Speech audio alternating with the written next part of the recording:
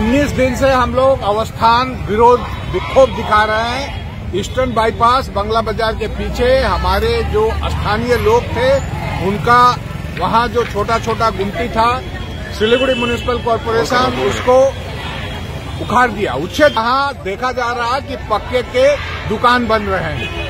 हमारा एक दाबी है, एकमात्र दाबी, कि वो जो दुकान बन रहा है उसमें यहाँ जो उच्छेद हुए थे उस समय सिलीगुड़ी म्युनिसिपल कॉर्पोरेशन ने जो वहाँ के मूल निवासी दुकानदारों को उच्छेद किया था, उनको देना होगा वो दुकान। अभी दुकान किसको दिया जा रहा है? तो फिर वहाँ दुकान बिक्री हो रहा है, बिल्कुल करप्शन हुआ है।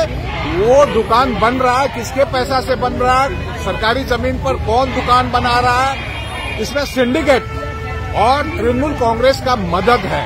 ये कॉर्पोरेशन की तरफ से नहीं किया जा रहा है? नहीं, कॉर्पोरेशन वहाँ उस जमीन पर दुकान नहीं बना रही है, और जो लोग दुकान बना रहे हैं वो बनाकर बिक्री कर रहे हैं, बाहर के लोगों को दे रहे हैं। इस तरीके से सरकारी जगह पे जो दुकान बन रहा है इलीगल हो रहा है वहाँ। इसी के खिलाफ हमारा दाबी है वो दुकान इनको मिले। तो मतलब वो किसको मिल रहा है? दुकान बिक्री कर दे रहे हैं वो दुकान जिसके पास पैसा दिया जा रहा है उसको तो लोग दे रहे हैं, और कह रहे हैं कि कहीं कहीं से उच्छेद हुए व्यवसायियों को दे रहे हैं। अरे पहले तो उच्छेद ये लोग हुए थे, वहां से हटा दिया गया था। राय कॉलोनी से लेकर बंगला बाजार तक जो साधारण गरीब लोग थे उनको न देकर दूसरों को बिक्री करना और वहां बनना इस तरह का सरकारी जगह पर घर, ये टोटल बिल्कुल करप्शन इसमें लिप्त है, इसमें भ्रष्टाचार हुआ और इसको हम लोग नहीं मानेंगे। ये कौन करवा रहा है आपको मालूम है? सुना जा रहा है कि जो व्यवसायी समिति वहां स्थानीय है उसके जो लोग शागिर्द हैं, जो लोग हैं इस करप्शन में युक्त हैं, और गाछ को भी काट दिया गया है। वहां जो पेड़ थे उस पेड़ को, सैकड़ों पेड़ों को काटा गया है। इसके लिए भी हम लोगों ने डीएफओ को बताया है, पुलिस को बताया है, प्रशासन निश्चित तौर पर उन पर एक्शन लेगी। এই আইন জ্বালানো মানে 2019 ই ট্যুরিজম অ্যালাইড বিজনেস পলিসি 2019 সেই আইন জবরদস্তি বিধানসভায় পাশ করার হচ্ছে রাজ্যের সরকার। যেখানে উল্লিখিত ছিল 15% জমি পর্যন্ত ই ট্যুরিজম অ্যালাইড বিজনেসের নামে কর্পোরেট পুঁজিপতিদের হাতে তুলে দেবে। আমরা দীর্ঘদিন ধরে চা বাগানের বসবাসকারী শ্রমিকদের জমির অধিকার নিয়ে লড়াই করছি।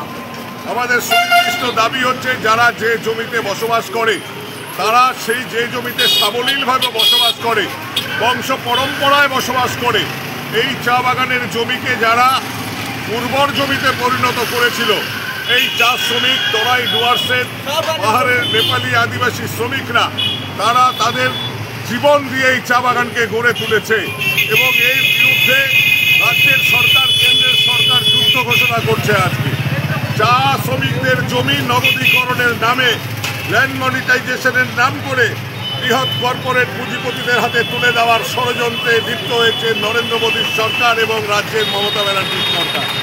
এর বিরুদ্ধে business summit, Bengal global business সামিটের মুখ্যমন্ত্রী হঠাৎ করে ঘোষণা করলেন কর্পোরেট পুঁজিপতিদের স্বার্থে চা বাগানের 30% জমি পর্যন্ত তাদের হাতে তুলে দেওয়া হবে।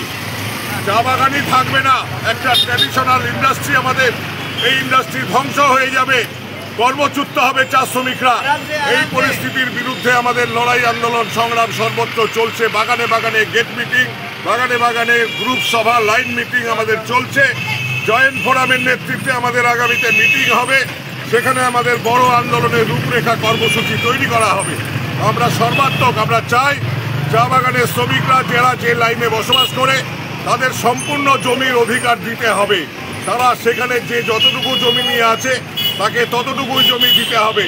সার্ভের নামে প্রহসন হচ্ছে, মুখ্যমন্ত্রীর লোক পাঠাচ্ছে বিএলআরও দপ্তর, তারা গিয়ে সার্ভে করছে নামকে বাঁচতে।